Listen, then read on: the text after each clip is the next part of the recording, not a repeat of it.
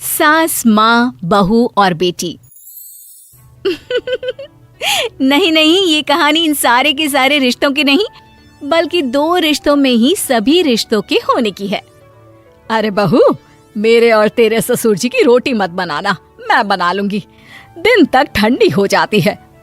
बहू जो कि एक वर्किंग लेडी थी। नहीं नहीं माँ जी, मैं अच्छे से कपड़े में लपेट देती हूँ ना, आप क्यों मेहनत करेंगी, माइक्रोवेव में गर्म कर लेना।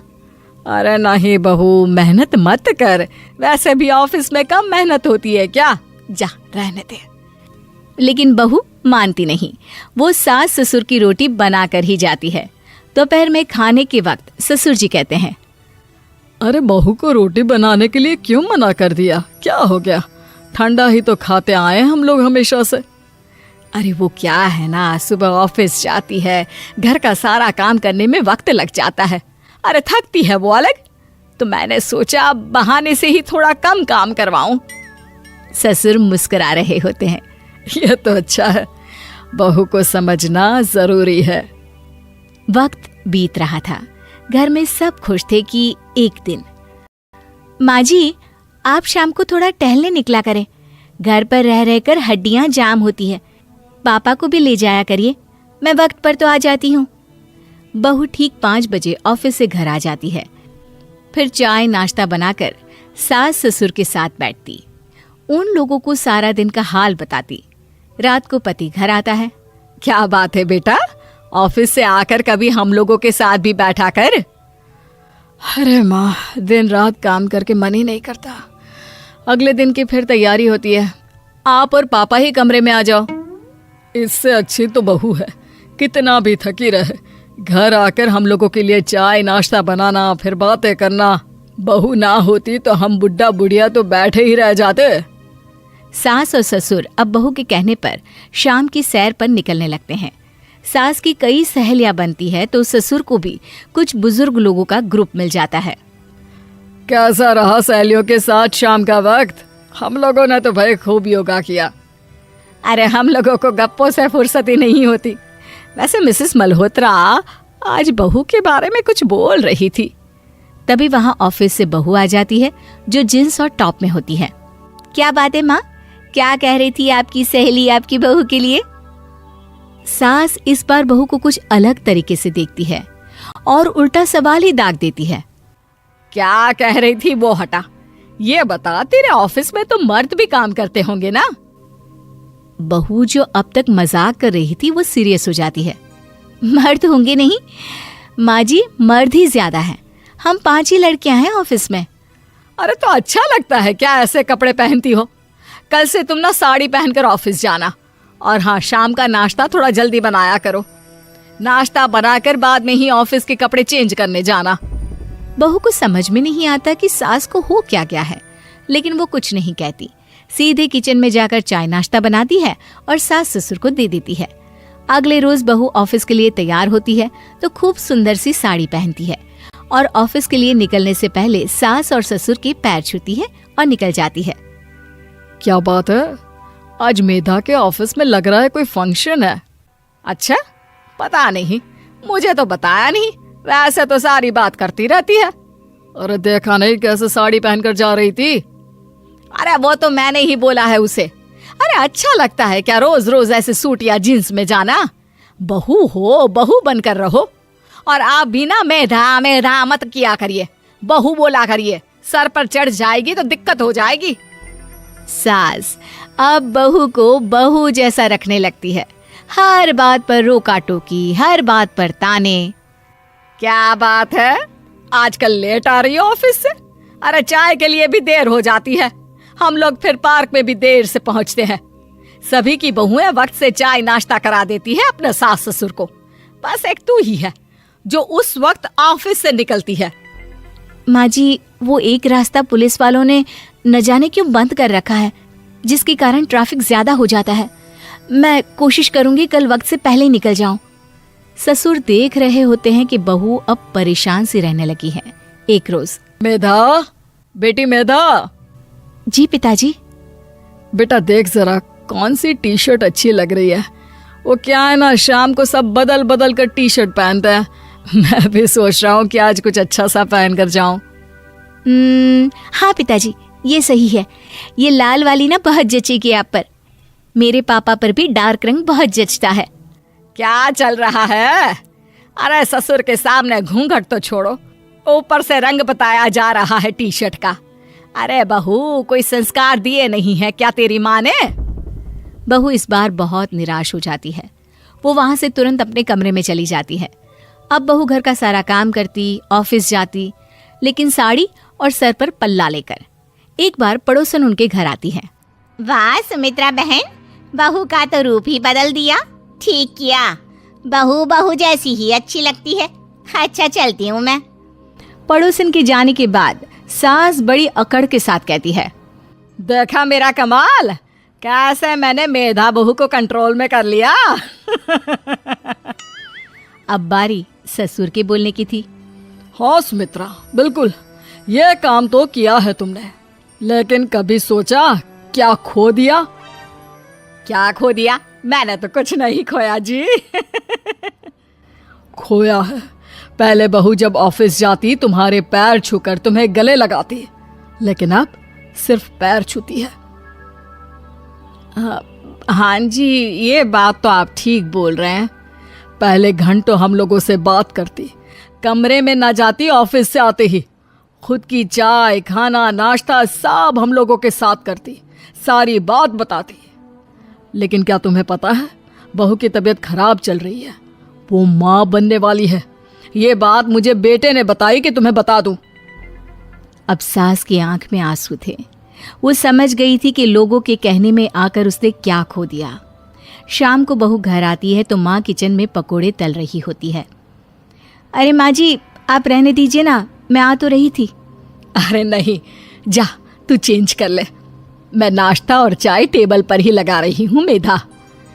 सास के मुंह से अपना नाम सुनकर बहू को बहुत अच्छा लगता है। माँ जी, कोई गलती हो गई है क्या? मेरे होते हुए आप काम करे, ये ठीक नहीं है। संस्कारी और समझदार बहू सास को माँ समझती है, लेकिन सास की बेवकूफी उसे सास ही बनाकर रखती है। बहू, मुझे भी थोड़े संस्कार और समझदार बनने का मौका दे, जिससे मैं भी बहू नहीं बेटी को देखूं तुझ में। और हाँ, मेरा होने वाला पोता क्या कहेगा कि दादी ने तो मेरी माँ को बहुत परेशान किया। बहू सास को गले लगा लेती है। नहीं माँ जी, वो कहेगा जी बस सारा खाना बन ही गया है, श्वेता को बोल देती हूँ, वो खाना लगा देगी सबका। सॉरी भाभी, मेरे पास वक्त नहीं है। माँ, मुझे पैसे देना, पार्लर जाना है। हाँ हाँ चली जाना, भाभी को भी ले जाना, वो भी जाने को बोल रही थी पार्लर, पर पहले ना मदद कर दे उसके खाना लगाने में। देख माँ, वो बहू है, उसे बहू रहने देना, इतना सर पर मत चढ़ा भाभी को।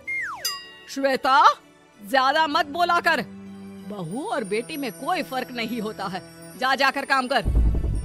ननद को माँ का भाभी से इस तरह प्यार करना बिल्कुल अच्छा नहीं लगता।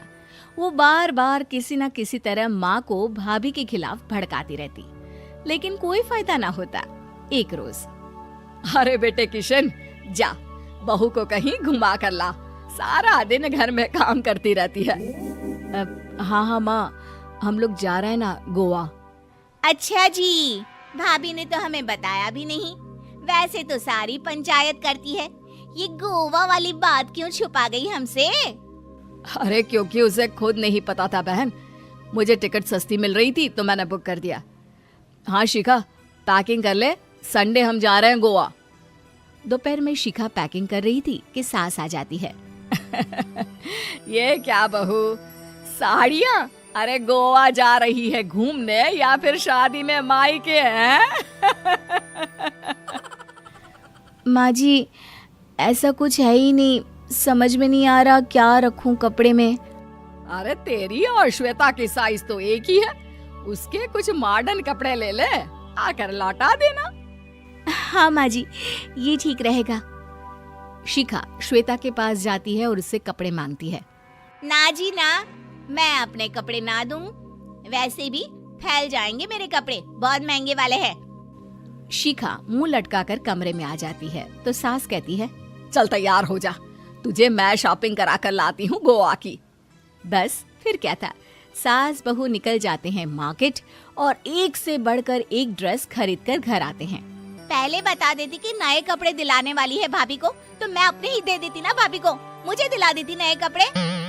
देख श्वेता, परिवार का मतलब सबके साथ रहना होता है, ना कि सिर्फ अपना सोचना।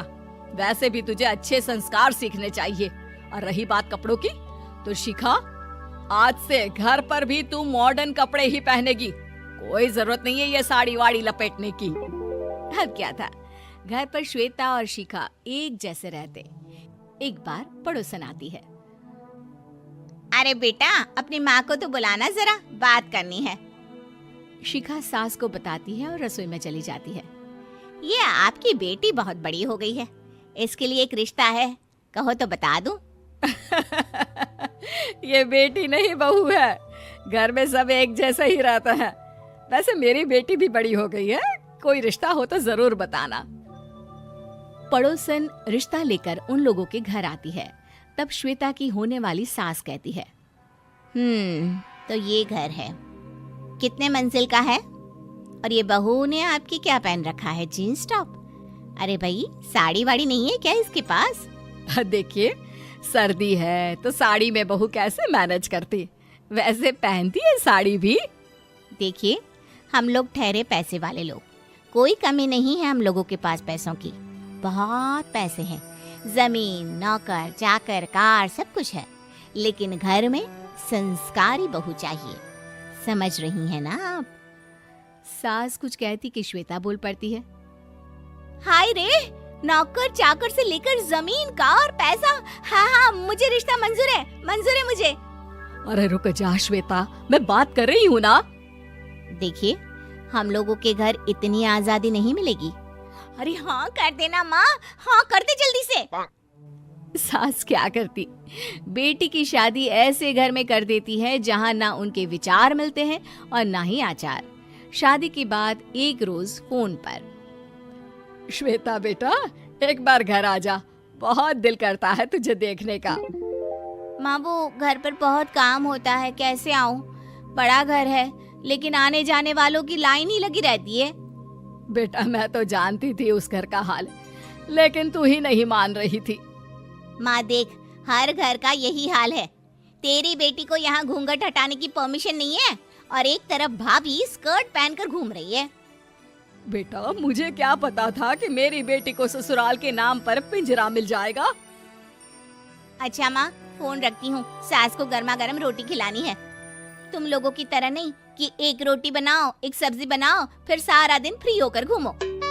सास फोन तो रख देती है, लेकिन सोच में पड़ जाती है कि एक तरफ बेटी जिसे कोई आजादी नहीं, वहीं दूसरी तरफ बहू जिसे देखकर लगता ही नहीं कि उसकी शादी भी हुई है। अगले रोज, शिखा, अरे ओ शिखा।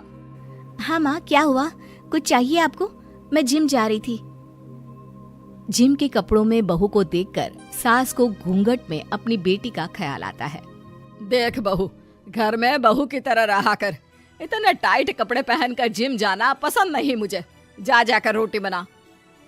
रोटी? माँ, अभी तो शाम के 6 बजे हैं, इस वक्त रोटी? अब क्या मेरे खाने पीने पर भी पहरा है? अरे जब मर्जी तब मैं अपने घर में खा भी नहीं सकती क्या? बहू को अजीब लगता है। वो समझ नहीं पाती कि जो सास कल तक इतनी सपोर्टिव थी, उन्हें अचानक से क्या हो गया। वो किचन में जाती है, गरम रोटी के साथ 2 तरह की सब्जी, रायता, सलाद सब लेकर सास के पास आती है। माँ जी, खाना। इतना सारा खाना? राक्षस समझा है क्या मुझे? रोटी मांगी थी मैंने गर्मा गर्म बस।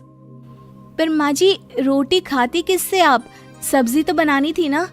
अरे भूख मर गई मेरी तेरी बहस से। जा जाकर काम कर, अंदर पूरी रसोई साफ कर। बहू अंदर चली जाती है। थोड़ी देर में श्वेता घर आती है।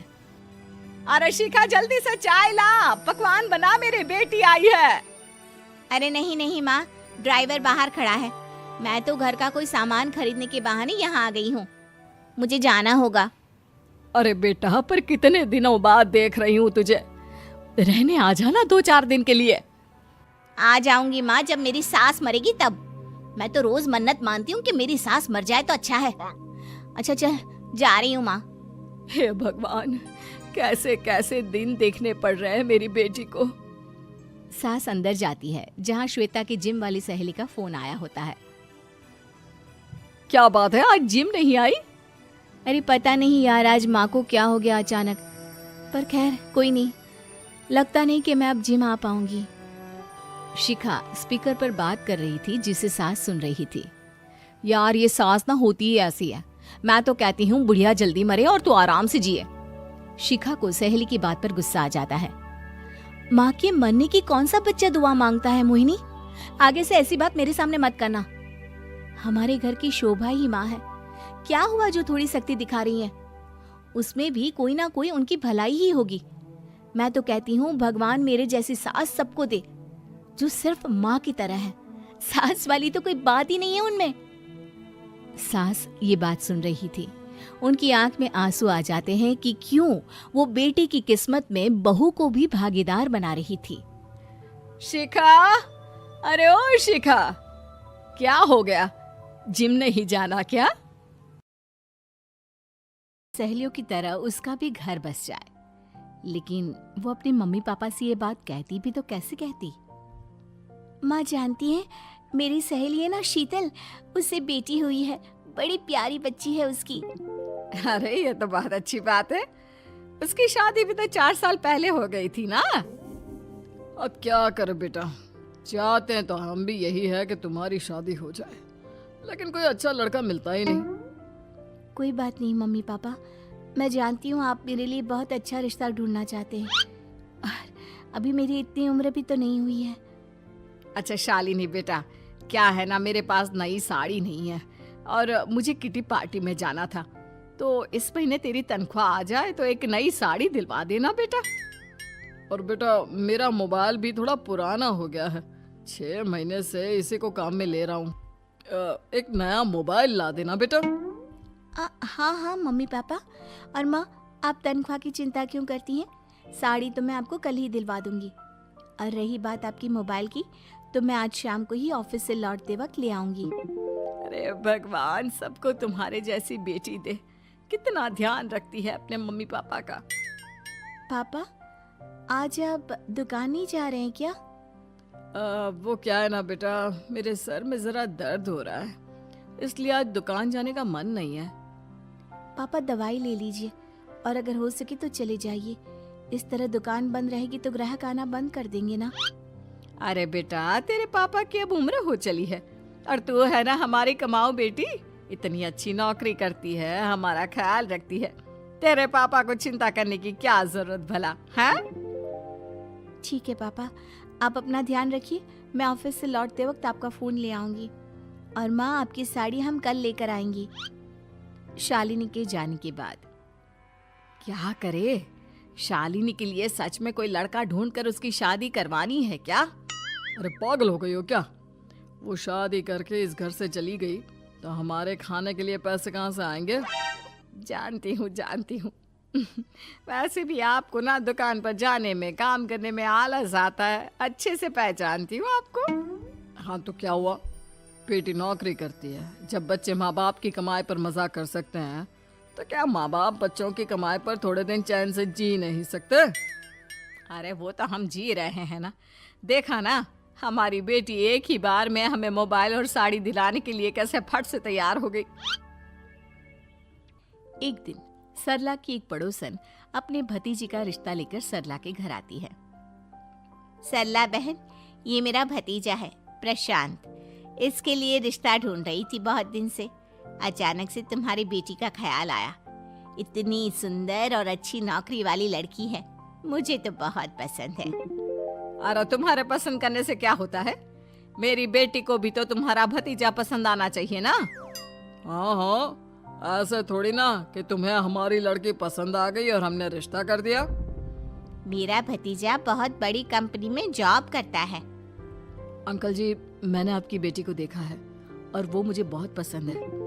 हाँ, तुम्हें तो पसंद है, लेकिन हमें भी तो उससे एक बार पूछना पड़ेगा ना। तो बुलाइए ना शालिनी को, उससे पूछ लेते हैं कहाँ है वो। ऑफिस गई है और उसको आने में अभी देर लगेगी। लेकिन तभी शालिनी ऑफिस से आ गई। ये लीजिए, शालिनी भी आ गई।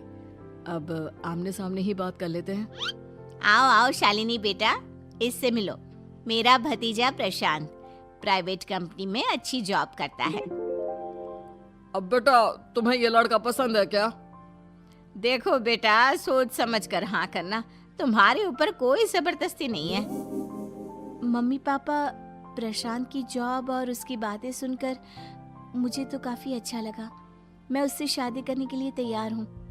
ये लो, सारा मामला यहीं के यहीं निपट गया। लड़का और लड़की राजी हैं, तो अब हमें क्या। सरला की पड़ोसन और प्रशांत वहां से चले जाते हैं। अगले दिन, क्या हुआ मम्मी पापा, आप इतने उदास क्यों लग रहे हैं?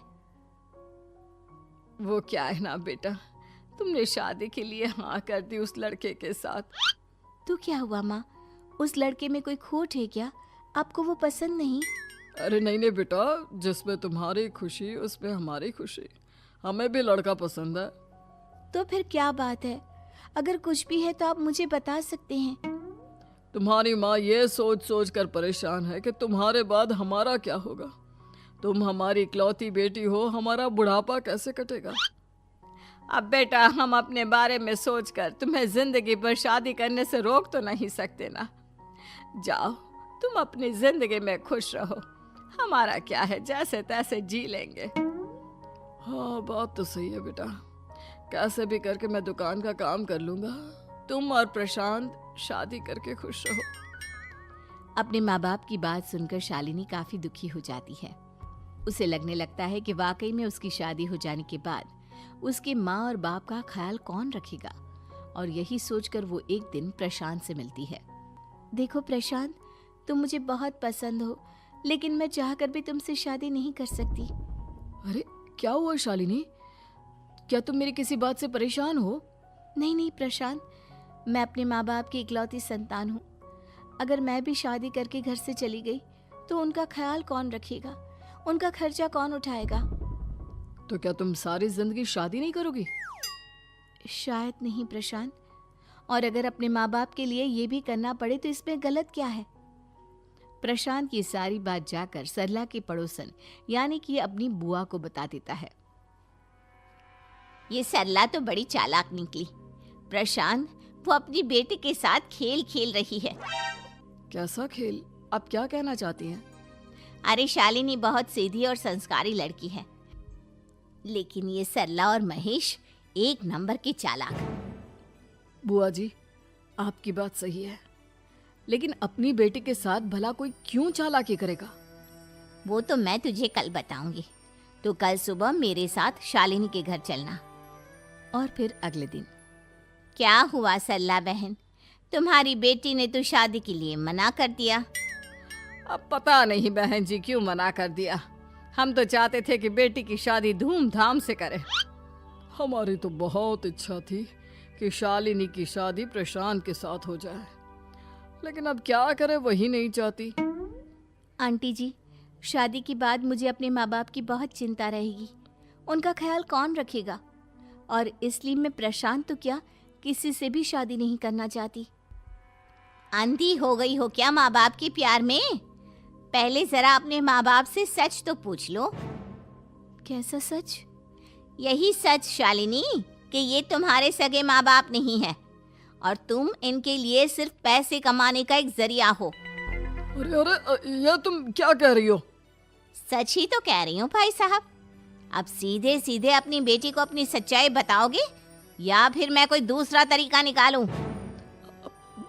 हमें माफ कर दो शालिनी, वो क्या है ना, हमारी कोई औलाद नहीं थी और जब तुम छोटी थी तो हमने तुम्हें गोद ले लिया था। तो इस नाते तो मैं आपकी बेटी ही हुई ना। लेकिन तुम्हें गोद लेने का हमारा सिर्फ एक ही मकसद था कि बड़ी होकर तुम नौकरी करो और हमारे लिए पैसे कमाओ, क्योंकि तुम्हारे पापा को काम करने में बहुत आलस आता है। और ये सच है कि हम ही नहीं चाहते थे कि तुम्हारी कभी भी शादी हो। कोई बात नहीं मम्मी पापा, आपने मुझे गोद लिया, पाल पोस कर बड़ा किया। भले ही उसके पीछे आपका कोई भी इरादा सही, लेकिन मैं आपकी बेटी हूँ। शादी तो मैं प्रशांत के साथ कर लूंगी, लेकिन उसके बाद भी जिंदगी भर आप दोनों का ख्याल रखूंगी।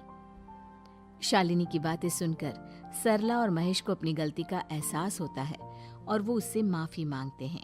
देखना तो कौन आया है। देखती हूँ मम्मी जी। प्रिया दरवाजा खोलती है तो सामने पड़ोस वाली विमला आंटी खड़ी होती है। नमस्ते आंटी जी, कैसी हैं आप? मैं तो बिल्कुल ठीक हूँ बेटा, पर तेरी सास को क्या हुआ है? आजकल कहीं दिखती ही नहीं है। जब देखो तब टीवी के आगे जमी रहती है। अंदर तो आइए आंटी। अरे ओ दीपक की अम्मा, कहाँ हो? अरे विमला, आओ आओ, क्या बात है, बड़े दिन बाद याद आई तुम्हें मेरी।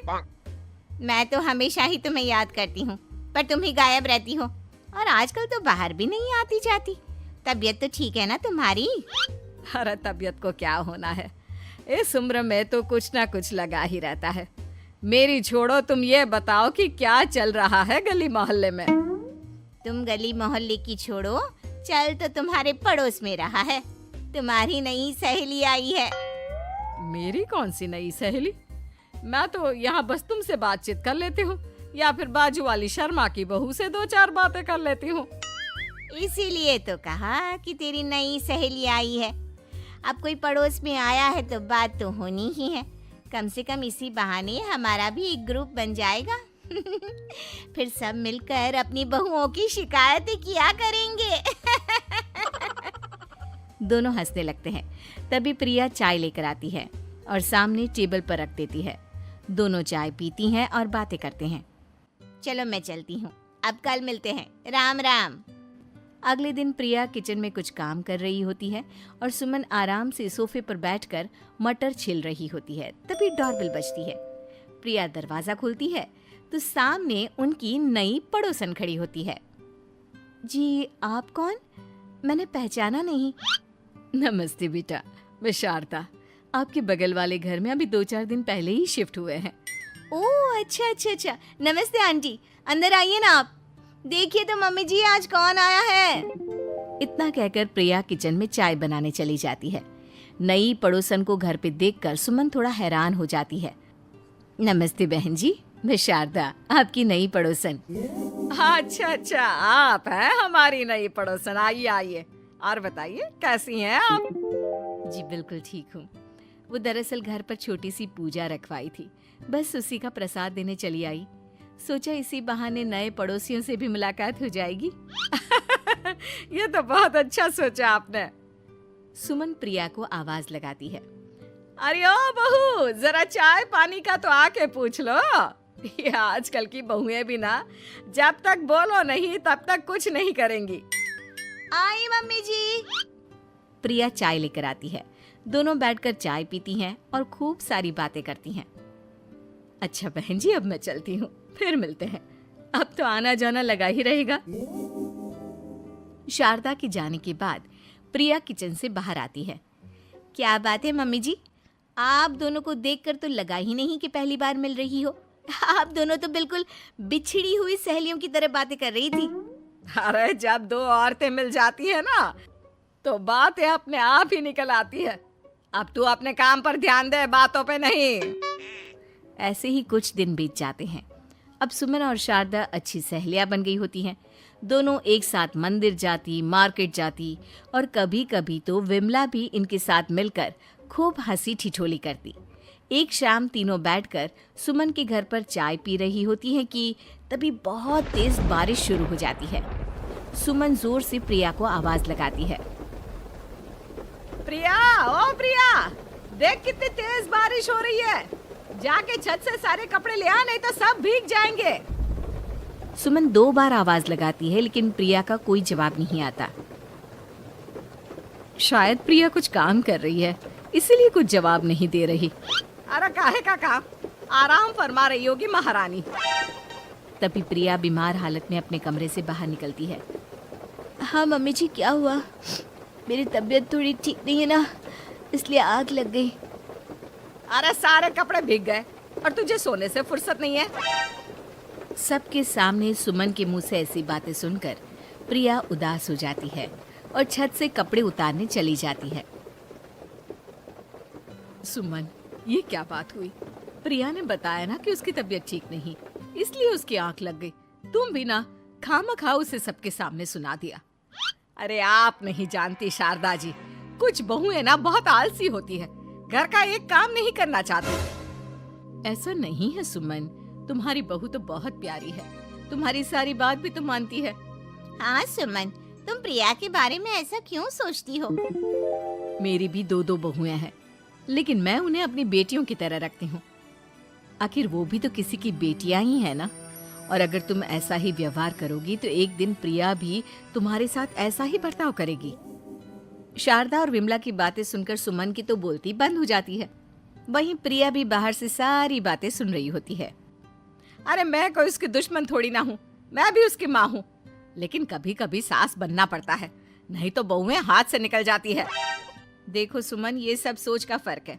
अगर तुम ये सोचोगी तो कभी प्रिया को अपनी बेटी नहीं बना पाओगी। इतना कहकर शारदा और विमला वहां से चली जाती हैं और सुमन अकेले बैठकर उनकी बातें सोचने लगती है। अगले दिन प्रिया और दीपक अपने कमरे में बैठकर बात कर रहे होते हैं और सुमन उनके कमरे के बाहर कुछ काम कर रही होती है और उन दोनों की बातें सुन लेती है। दीपक, तुम्हें पता है हमारे पड़ोस में जो शारदा आंटी है ना, बहुत अच्छी हैं।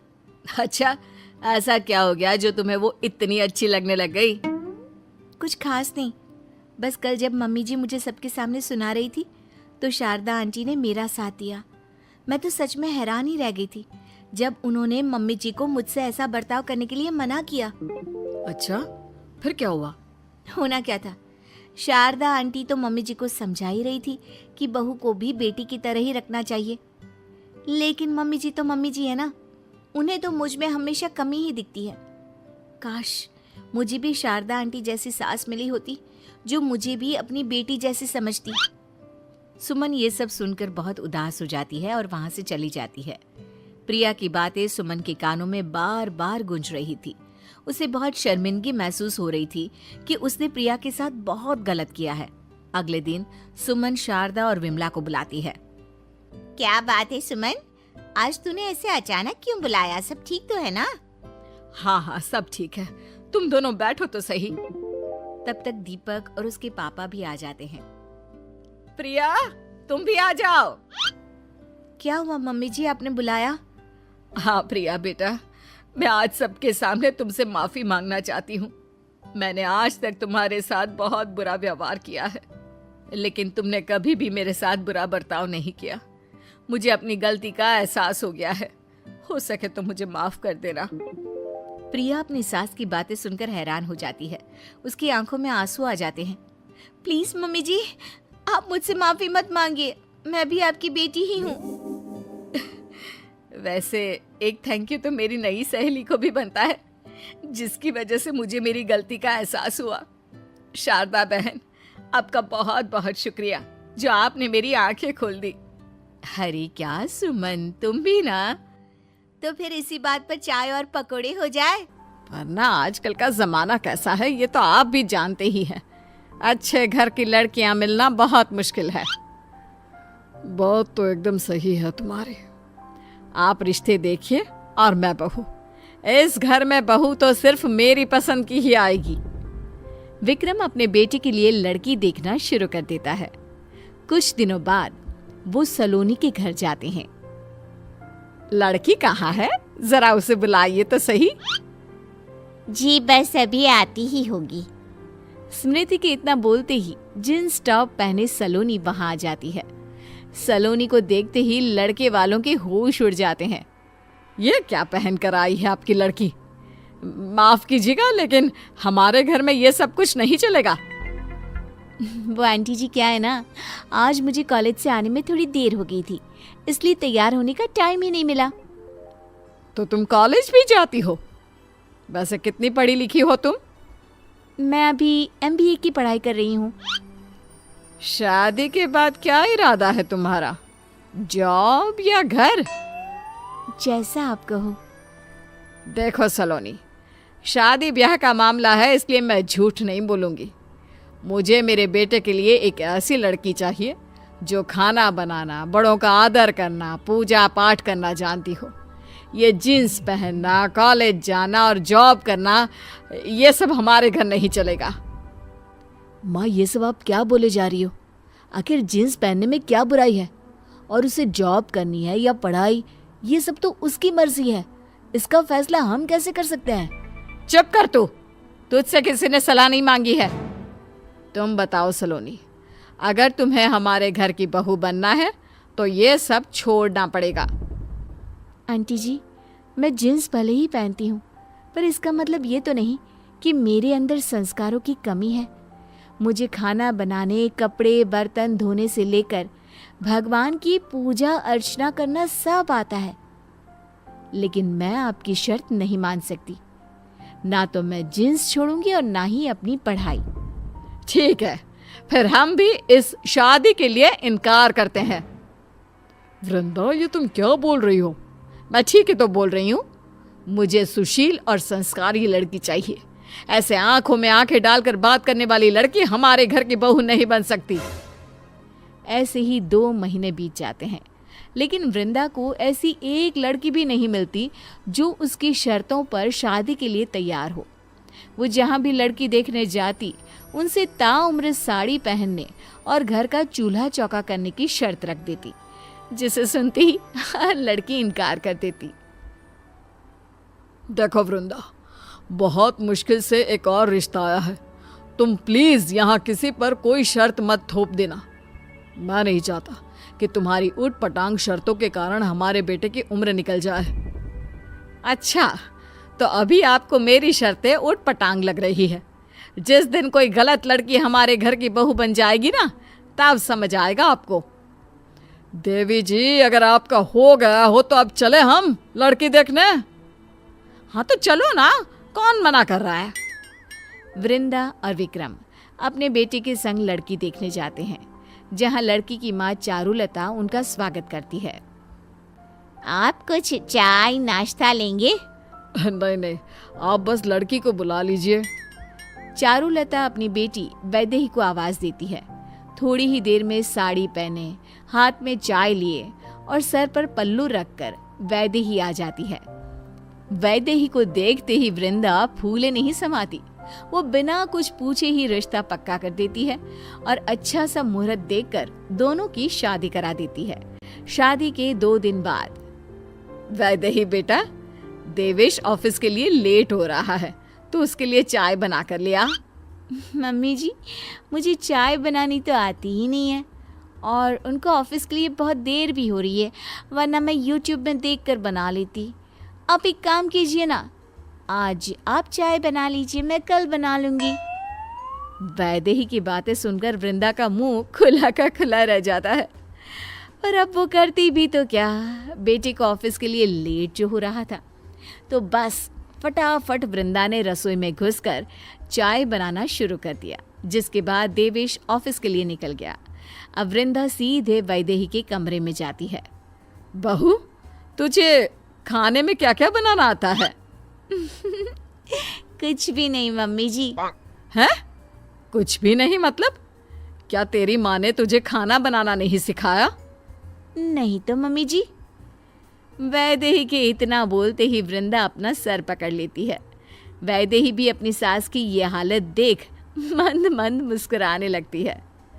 अच्छा बहू, ये बता, तुझे कपड़े धोने तो आते हैं ना? ना। क्या? कपड़े धोने भी नहीं आते? अच्छा, तो बर्तन धोना वो तो आता ही होगा। नहीं मम्मी जी, मैंने आज तक कभी बर्तन धोए ही नहीं। तो एक बात बता बेटा, तुझे आता क्या है? इस पर वैदेही शर्माने लगती है। अरे शर्मा क्यों रही है? बता ना, कुछ तो आता ही होगा तुझे। वैदेही शर्माते हुए कहती है, मम्मी जी, दरअसल मुझे ना खाने पीने और सोने के अलावा कुछ नहीं आता। वैदेही के इतना बोलते ही सास का सर चकराने लगता है। वो खुद को संभालते हुए कहती है, कोई बात नहीं बहू, मैं हूं ना, मैं तुझे सब सिखा दूंगी। दिन बीतते जाते हैं, लेकिन वैदेही घर का एक काम भी नहीं सीख पाती। वृंदा भी अब उसे सिखाते सिखाते थक चुकी थी, इसलिए अब वो भी उससे काम करने को नहीं कहती। क्या हुआ वृंदा, इतने परेशान क्यों हो? अब क्या बताऊं आपको, सारा काम दिन रात बस मुझे ही करना पड़ता है। बहू को कुछ भी बोलती हूँ तो वो साफ इनकार कर देती है। अब बहू तो तुमने खुद ही पसंद की थी तो भुगतो अब। इसीलिए कहता हूँ, पहनावा देख कर किसी इंसान को मत तोला करो। कितना समझाया था, लेकिन तुमने मेरी एक बात नहीं सुनी। अच्छा ठीक है, मानती हूँ सही बहू चुनने में मुझसे चूक हो गई। आप खुश? इतना कहकर वृंदा वहां से चली जाती है। एक दिन वृंदा से मिलने उसकी कुछ सहेलियां घर आती हैं, जिनमें से एक सहेली अपनी बहू को भी साथ लेकर आती है। अपनी सहेली की बहू को देख वृंदा के पैरों तले जमीन खिसक जाती है। तुम यहाँ? ये मेरी बहू है सलोनी, तुम जानती हो एक दूसरे को? जी माँ जी, आंटी जी अपने बेटे का रिश्ता लेकर मेरे घर भी आई थी, लेकिन उन्होंने शर्त रखी थी कि वो मुझे अपने घर की बहू तभी बनाएंगी जब मैं अपनी पढ़ाई, जॉब और जींस पहनना सब छोड़ दूंगी। सलोनी की बातें सुनकर सभी दंग रह जाते हैं। इतने में सलोनी की सास कहती है, वैसे अच्छा ही हुआ जो तुम इसकी बहू नहीं बनी, वरना हमारा क्या होता। जानती हो वृंदा, मेरी बहू घर का सारा काम अकेले करती है, मुझे एक बर्तन तक उठाकर नहीं रखने देती। मैं तो सच में बहुत भाग्यशाली हूँ जो सलोनी मेरे घर की बहू बनी है। हीरा है हीरा मेरी बहू। अब वृंदा को अपने किए पर बहुत पछतावा होता है। उसे शैलजा से जलन भी होने लगती है, जिसके कारण वो अपनी बहू की झूठी तारीफों के पुल बांधना शुरू कर देती है। अगर तेरी बहू हीरा है तो मेरी बहू भी कोहिनूर है। जानते हो तुम लोग, मेरी बहू तो सुबह उठने से पहले ही मेरे हाथ में खाना ला कर दे देती है और मेरे बोलने से पहले ही घर का सारा काम खत्म कर देती है। ऐसी है मेरी बहू। जिस बहू की तो इतनी तारीफ कर रही है, जरा अब उससे मिलवा भी दे। हाँ हाँ, क्यों नहीं। वैदे ही बेटा, जरा बाहर तो आना, मेरी कुछ फ्रेंड्स तुझसे मिलना चाहती है।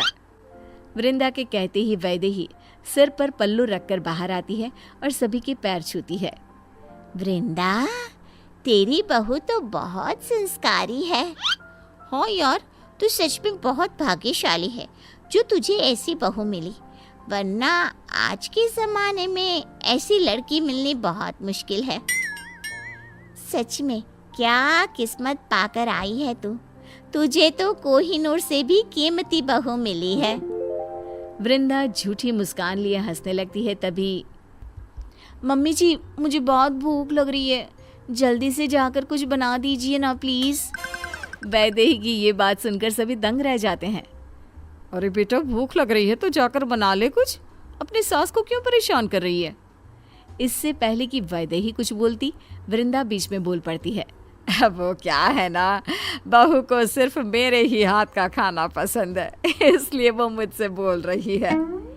ये तो बहुत अच्छी बात है, फिर तो ये बाहर का कुछ खाती भी नहीं होगी, क्यों बहू? अरे नहीं नहीं आंटी जी, मैं तो सब कुछ खा लेती हूँ जो भी मिल जाए, बस मुझसे ना ये काम वाम नहीं होता। मुझे तो आप बैठे बैठे जो दे दोगे मैं सब खा लूँगी। क्यों वृंदा, तू तो बोल रही थी तेरी बहू घर का सारा काम करती है। अरे बहू, तुम लोगों से मजाक कर रही है क्या? तुम भी इसकी बातों पर भरोसा कर रहे हो? जा बहू, जाकर सबके लिए चाय बना दे। मम्मी जी, मैंने आज तक अपने लिए तो चाय बनाई नहीं, फिर इतने सारे लोगों के लिए कैसे बना दूँ? अगर आप चाय बनाए ना तो मेरे लिए भी बना देना। मेरी फेवरेट सीरियल का आने का टाइम हो गया है, मैं अपने रूम में जाकर टीवी देख रही हूँ। हाँ, थोड़ी देर पहले तक जो लोग वैदेही की तारीफ करते नहीं थक रहे थे, अब वही लोग उस पर हंसने लगते हैं। वृंदा को अब अपनी बहू और अपनी छोटी सोच पर बेहद शर्मिंदगी महसूस होने लगती है। तुम लोग बैठो, मैं तुम्हारे लिए चाय बना कर लाती हूँ।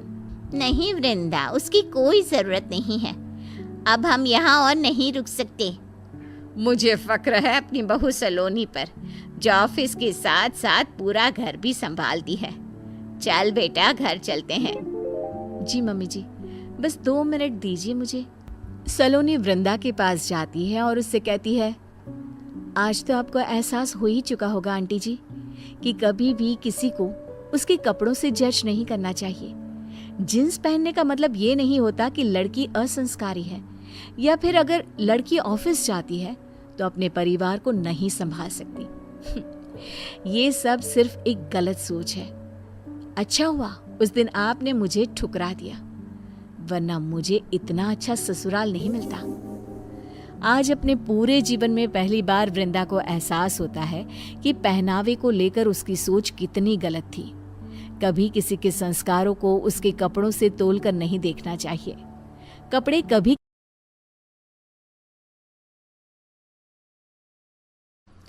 सास बहू में हंगामा, घर आए शकुनी मामा। सुबह सुबह सास अपने भाई को फोन लगाती है।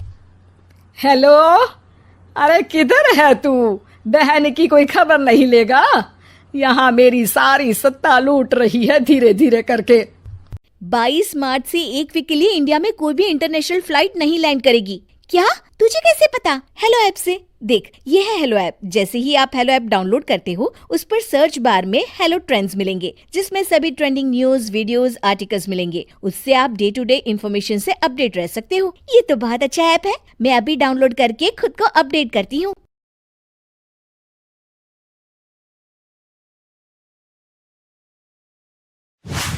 सुगंधा और उसकी सास कांता के बीच एक अजीब सी जंग रहती थी।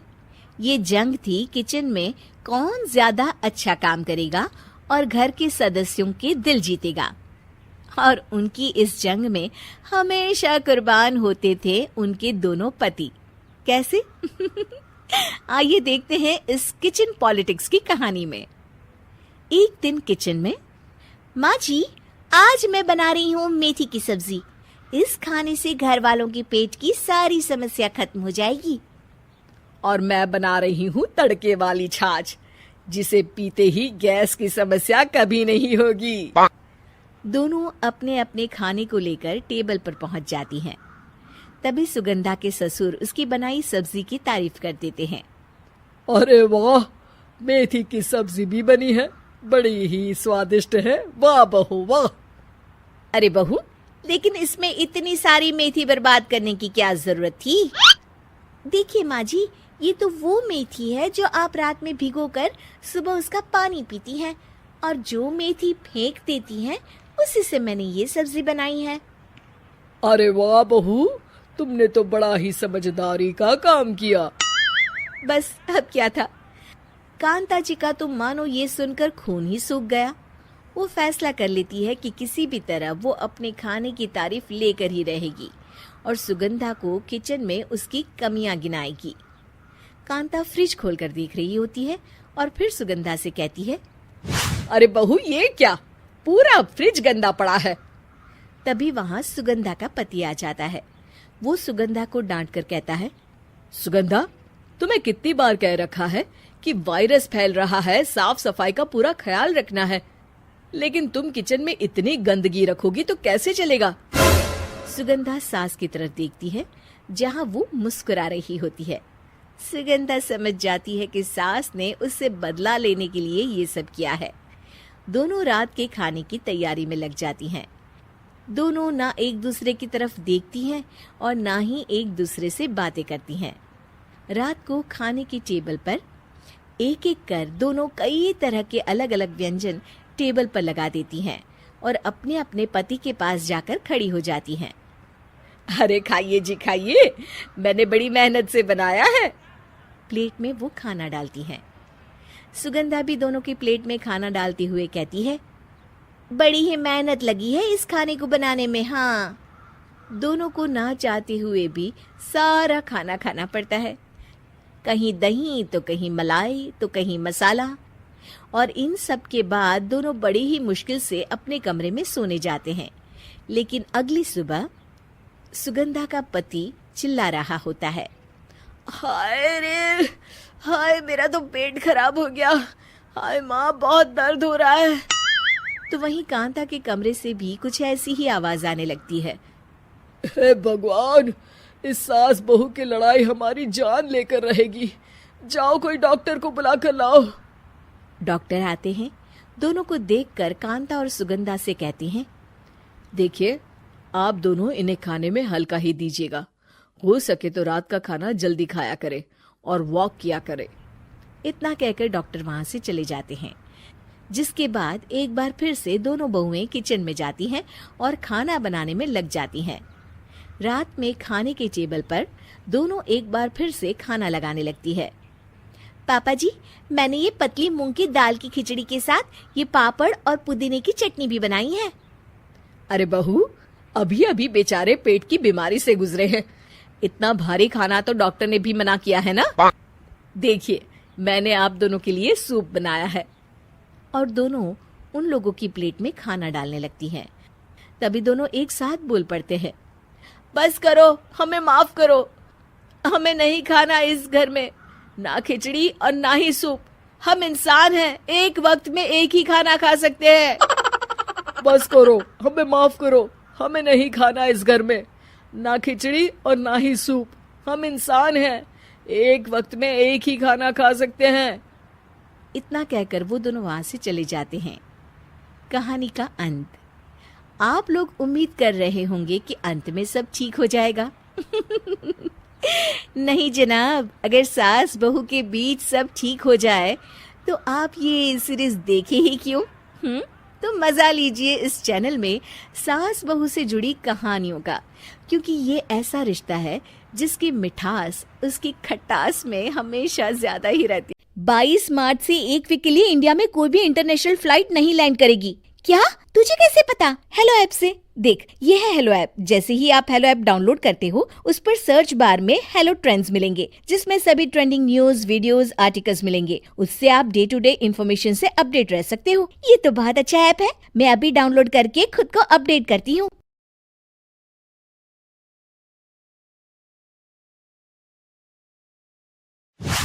सुगंधा और उसकी सास कांता के बीच एक अजीब सी जंग रहती थी। ये जंग थी किचन में कौन ज्यादा अच्छा काम करेगा और घर के सदस्यों के दिल जीतेगा। और उनकी इस जंग में हमेशा कुर्बान होते थे उनके दोनों पति। कैसे? आइए देखते हैं इस किचन पॉलिटिक्स की कहानी में। एक दिन किचन में, माँ जी, आज मैं बना रही हूँ मेथी की सब्जी। इस खाने से घर वालों के पेट की सारी समस्या खत्म हो जाएगी। और मैं बना रही हूँ तड़के वाली छाछ, जिसे पीते ही गैस की समस्या कभी नहीं होगी। दोनों अपने अपने खाने को लेकर टेबल पर पहुंच जाती हैं। तभी सुगंधा के ससुर उसकी बनाई सब्जी की तारीफ कर देते हैं। अरे वाह, मेथी की सब्जी भी बनी है, बड़ी ही स्वादिष्ट है। वाह बहू वाह। अरे बहू, लेकिन इसमें इतनी सारी मेथी बर्बाद करने की क्या जरूरत थी? देखिए माँ जी, ये तो वो मेथी है जो आप रात में भिगोकर सुबह उसका पानी पीती हैं, और जो मेथी फेंक देती हैं उसी से मैंने ये सब्जी बनाई है। अरे वाह बहू, तुमने तो बड़ा ही समझदारी का काम किया। बस अब क्या था। कांता जी का तो मानो ये सुनकर खून ही सूख गया। वो फैसला कर लेती है कि किसी भी तरह वो अपने खाने की तारीफ लेकर ही रहेगी और सुगंधा को किचन में उसकी कमियां गिनाएगी। कांता फ्रिज खोलकर देख रही होती है और फिर सुगंधा से कहती है, अरे बहू, ये क्या, पूरा फ्रिज गंदा पड़ा है। तभी वहां सुगंधा का पति आ जाता है। वो सुगंधा को डांट कर कहता है, सुगंधा, तुम्हें कितनी बार कह रखा है कि वायरस फैल रहा है, साफ सफाई का पूरा ख्याल रखना है, लेकिन तुम किचन में इतनी गंदगी रखोगी तो कैसे चलेगा।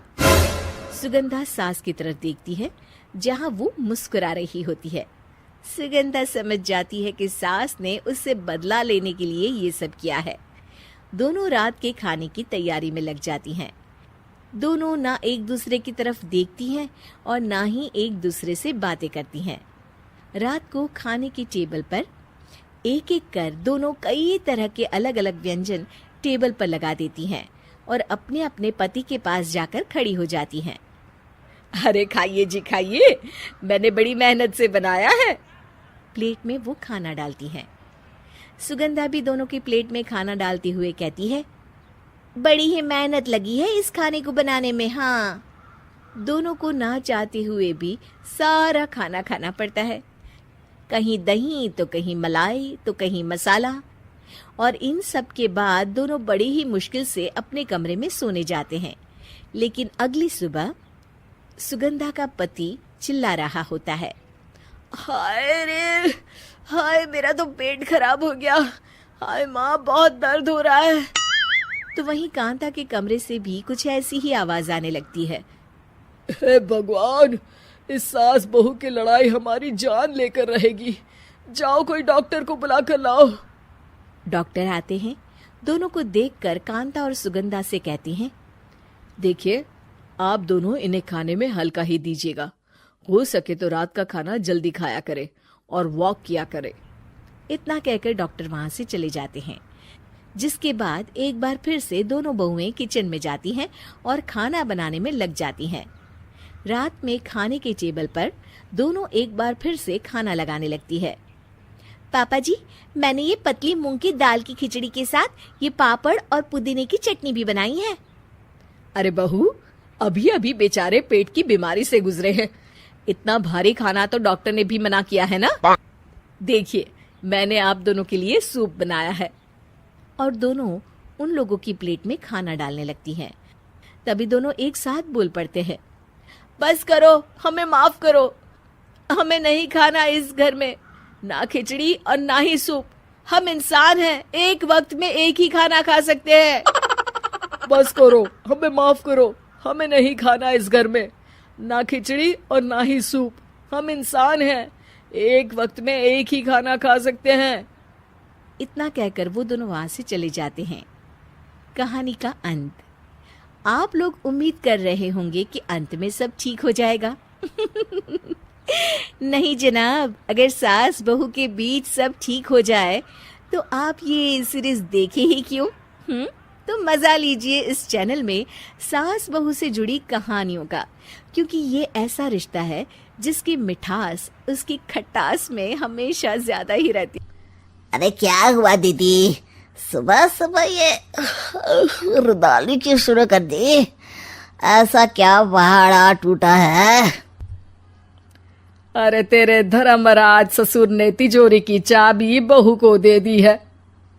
पैसों का हिसाब भी उसी के पास रहता है।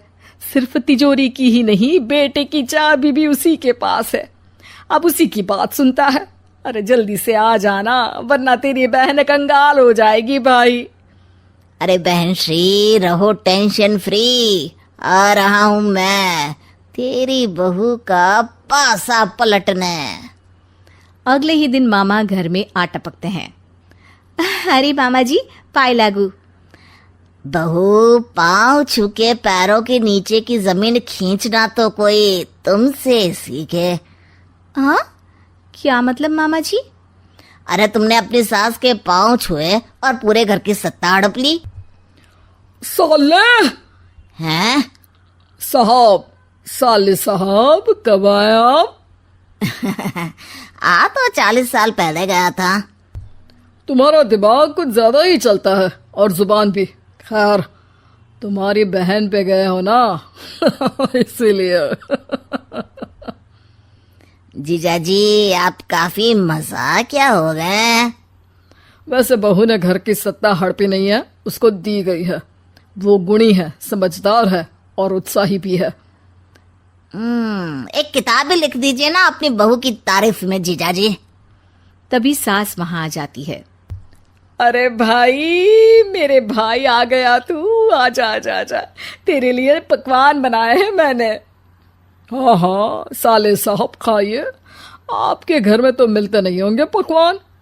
क्या मतलब? मतलब आपके घर में आपकी बहन थोड़ी ना रहती है, उनके हाथ के पकवान थोड़ी ना मिलते होंगे, यही कह रहे थे ना ससुर जी? हाँ बहू, यही कह रहा था मैं। सास अपने भाई को अंदर ले जाती है और कहती है, ये हलवा खा के कुछ जलवा दिखा दे भाई। लूडो? अरे हाँ हाँ, लूडो भी खेल लेना। पहले बहू के हाथ से सत्ता लेने की कोई तरकीब ढूंढो। लूडो खेलेंगे, जो जीतेगा सत्ता उसकी। अरे पर मुझे तो खेलना ही नहीं आता। तू बस चाल चलना, पासे तो मैं फेंकूंगा और मेरे हाथ से फेंका गया पासा मेरी मर्जी के खिलाफ नहीं आता। अरे लेकिन तेरे जीजाजी रहेंगे तो ये काम कैसे होगा?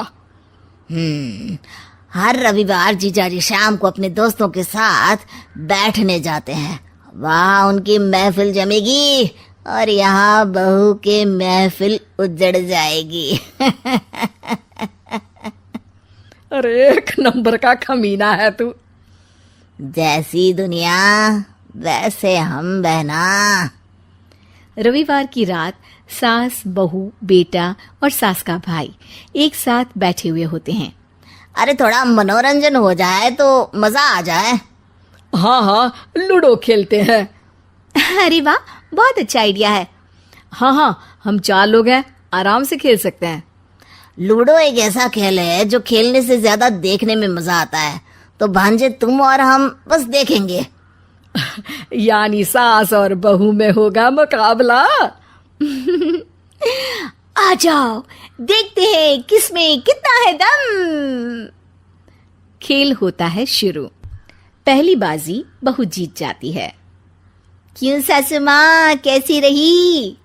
अरे एक ही खेल जीती है, इतना घमंड ना कर। खेली तो तुम बहुत अच्छा हो बहू, लेकिन ऐसे फीके फीके खेलने में मजा नहीं आ रहा। कुछ दांव पे ना लगे तो क्या मतलब। ठीक है, आप जो कहेंगे मैं दांव पर लगा दूंगी। वादा करो, खेल छोड़ के भागना मत। अरे हाँ मामा जी, पक्की बात। क्योंकि मेरी बहना कच्ची खिलाड़ी है तो उसकी तरफ से पास से मैं फेंकूंगा। बुढ़ापे में तो वैसे भी हाथ कांप रहे हैं, पास से क्या फेंकेंगी सासू माँ। बहू को पता नहीं था कि मामा के फेंके पासे हमेशा सही बैठते हैं। वो बस पहली बाजी जीत के खुद को चैंपियन समझ रही थी। अगर मैं हार गई तो बहू को अपने पुराने गहने दे दूंगी, और अगर बहू हार गई तो तिजोरी की चाबी और घर के पैसों के हिसाब की जिम्मेदारी वापस मेरे हाथ में दे देगी। हाँ हाँ, मंजूर है मुझे। अरे रुको तो, थोड़ा सोच समझ के। अरे सोच लिया और समझ भी लिया। दूसरी बाजी शुरू होती है। मामा के फेंके एक भी पासे उनकी मर्जी के खिलाफ नहीं जाते। बहू को पसीना आ जाता है, पर सास को टक्कर नहीं दे पाती। आखिरी गोटी के घर में जाने के लिए सास को 1 नंबर चाहिए, जबकि बहू एक बार भी घर में नहीं पहुंची है। अरे क्यों बहू, अब कैसी रही? ये गोटी अंदर जाएगी और तिजोरी की चाबी बाहर आएगी। मैंने बोला था तुमसे कि मामा से पंगा मत लो। मुझे क्या पता था कि ये मामा नहीं, मामा शकुनी है। मामा पासा फेंकता है और सास जीत जाती है और घर की सत्ता वापस सास के हाथ में आ जाती है। बहू रोने लगती है। इतने में ही वहां ससुर जी आ जाते हैं। अरे रो क्यों रही हो बहू? क्योंकि मामा ने मुझे मामू बना दिया।